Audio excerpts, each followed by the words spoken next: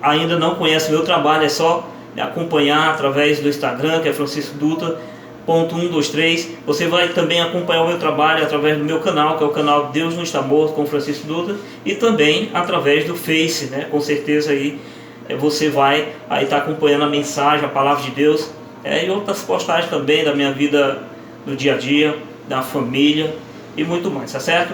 Mas eu quero orar, pedindo para que Deus possa estar abençoando esse momento, o momento da palavra, que é um momento maravilhoso, onde Deus, através da sua infinita graça, através da palavra, Ele fala em nosso coração com o toque do Espírito Santo. Pai amado, Deus Todo-Poderoso, eu te agradeço, Senhor, por este dia maravilhoso, de poder estar na Tua presença, de poder contemplar essa tarde maravilhosa. Muito obrigado, Deus, pela Tua misericórdia, pelo Teu amor, pela Tua graça, porque se não fosse o Senhor cuidando de cada um de nós, Pai, nós não estaríamos aqui proclamando a Tua bondade, o Teu amor, a Tua graça. Então eu te agradeço, Senhor, por a cidade de Buriti, em nome de Jesus. Com certeza estamos aqui para pregar a palavra de Deus, para anunciar o Teu Evangelho, porque é essa a nossa missão, Deus, pregar a Tua palavra. Então eu te peço em nome de Jesus, Senhor, enquanto prego, Pai, estende a Tua mão forte e poderosa para abençoar a cidade de Buriti, no nome do Senhor Jesus. Assim eu te oro e te agradeço, em nome de Jesus. Amém. Queridos, eu quero compartilhar a palavra de Deus que se encontra em Mateus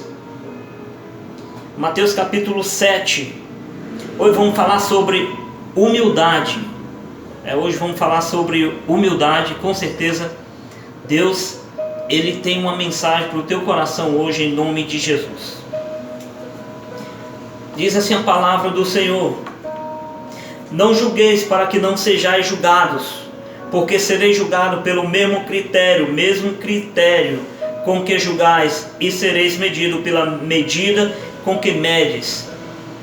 Porque vês o cisco no olho de teu irmão, e não reparas a trave que está no teu próprio olho?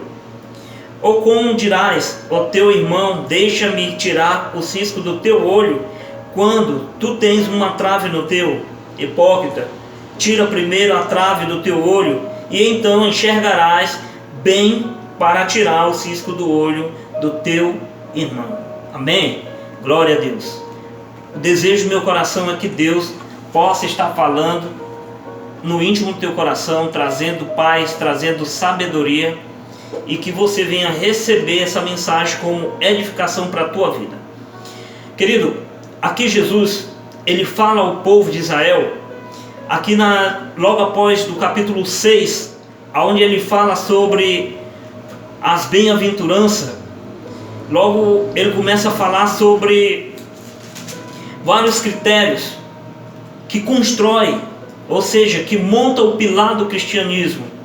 E Ele começa aqui a falar depois sobre o sermão do monte, e Ele começa ali falando sobre estatutos, sobre critérios, sobre como o cristão deve agir no meio da sociedade, como o cristão e como aquele que tem a palavra de Deus como o único manual de prática, de regra e de fé, deve se comportar diante dele, Deus, e também da sociedade. Então hoje, a mensagem de hoje, nós vamos falar sobre humildade. A palavra de Deus, ela já inicia no capítulo 7, versículo 1. Não julgueis para que não sejais julgados, porque sereis julgado pelo mesmo critério com que julgas, e sereis medido pela medida com que medes. Aqui Jesus, ele começa a falar não só aos seus discípulos, mas também ao povo fariseu, saduceu, que estavam ali como líderes religiosos do Sinédrio, principalmente os saduceus, que era o topo da hierarquia ali naquele momento, como chefes do Sinédrio. Só para você entender um pouco como era que funcionava o Sinédrio era composto por duas classes religiosas.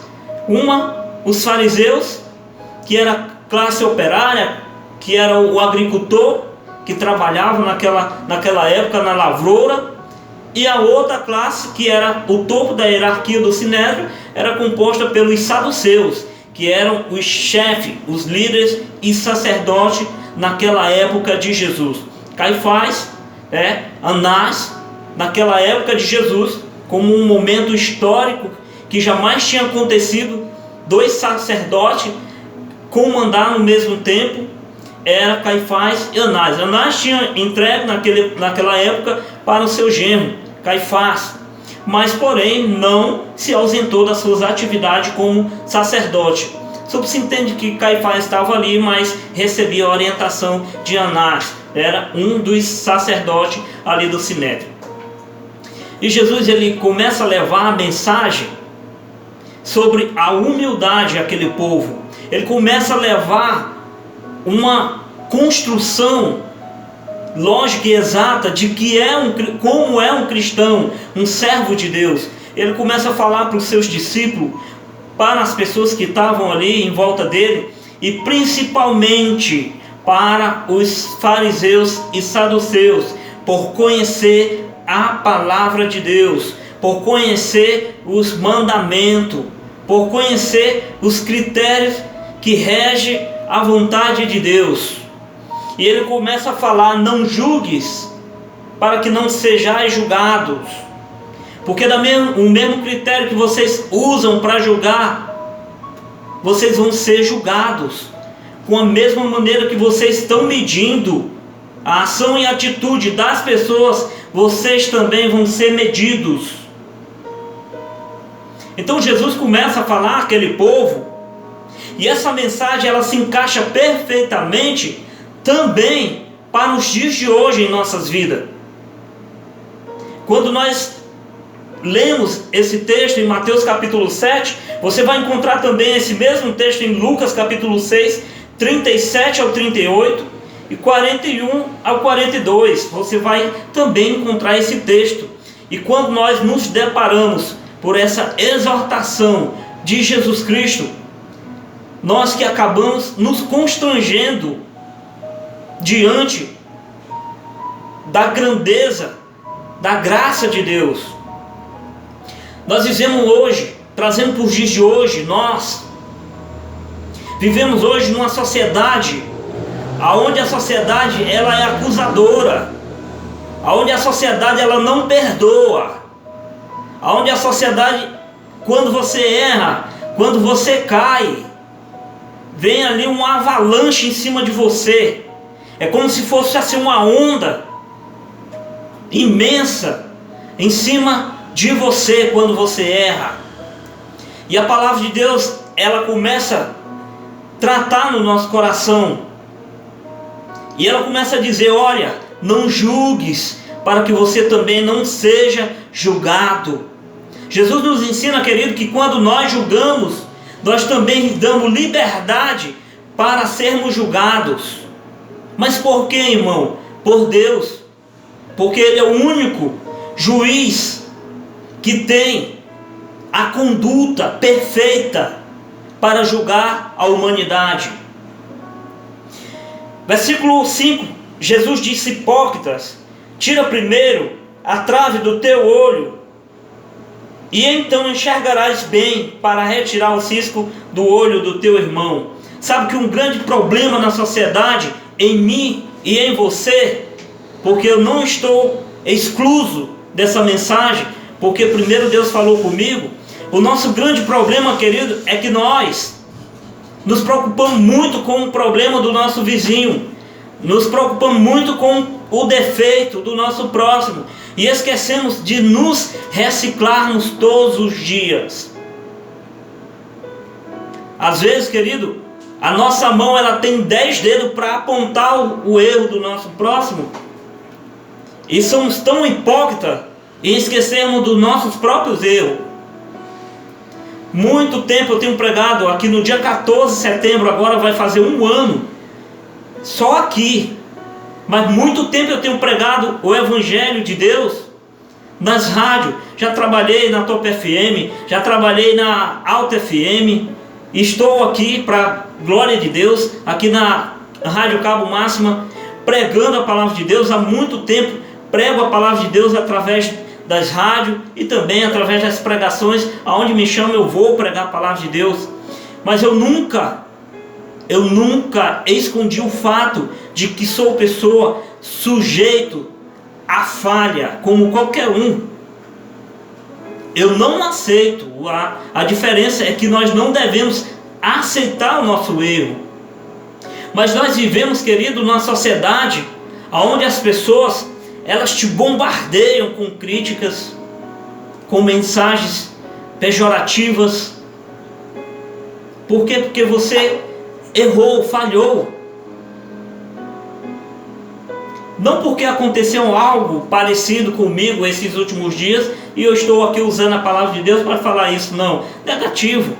Nós sabemos que alguns dias tem sido suscitado, levantados polêmicas sobre pessoas, que pode-se dizer figuras públicas, que erraram, assim como qualquer um de nós erra, e que estão sendo cruelmente sendo massacradas de forma desumana, eu posso até dizer.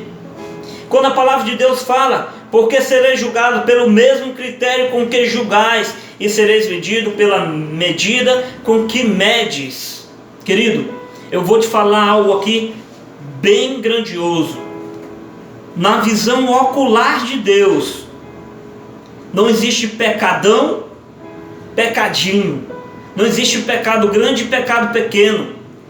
Na visão ocular de Deus existe o pecado, e ele se generaliza na mentira, na falsidade, no suicídio, no homicídio, na falta de caráter, na falta de humildade. Ele se manifesta em diversas maneiras, mas não deixa de ser o pecado. Às vezes até você pegar um troco a mais ali no comércio e não devolver para a pessoa, ali você está cometendo um pecado.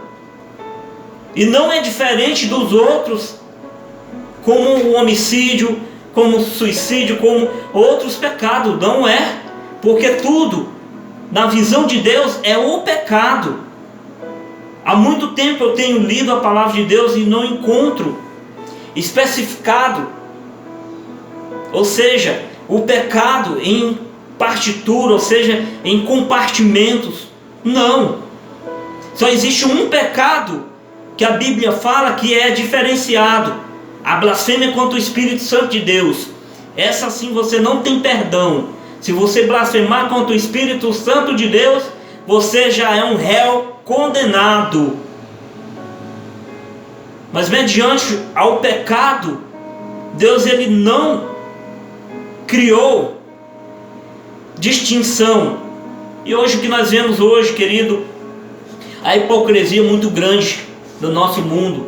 Pessoas, através de redes sociais, ofendem, agridem verbalmente as pessoas, acusando seus pecados, esquecendo de que estão ali sendo hipócritas. Por quê? Porque ao passo que eu tenho um dedo apontado para a cara do meu colega, do meu irmão, do meu amigo, e tem 4 dedos voltados para a minha.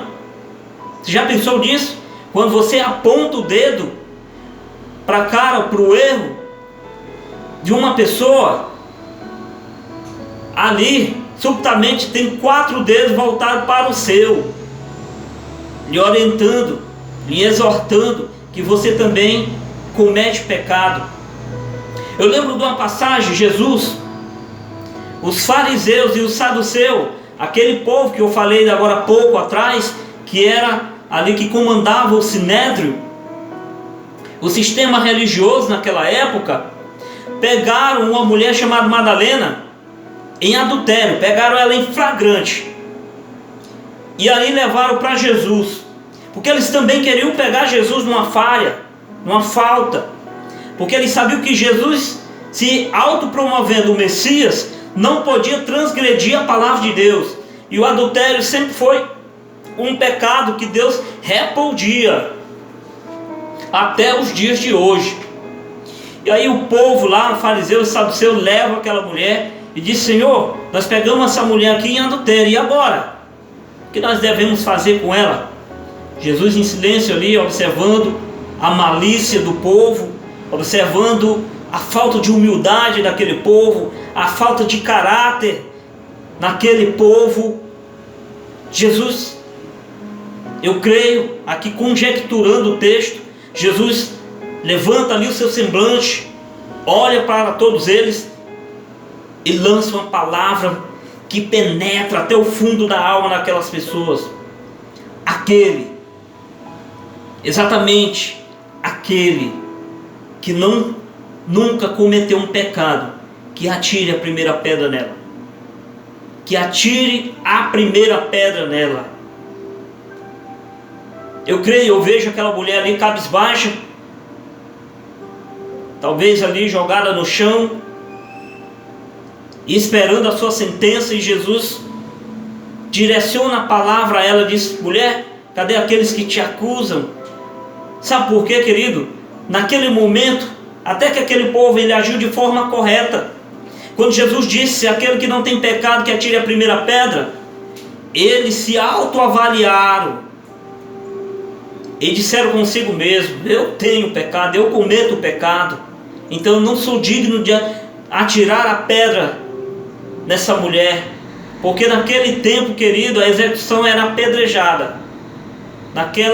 Essa era a cultura de Israel, era ser apedrejado.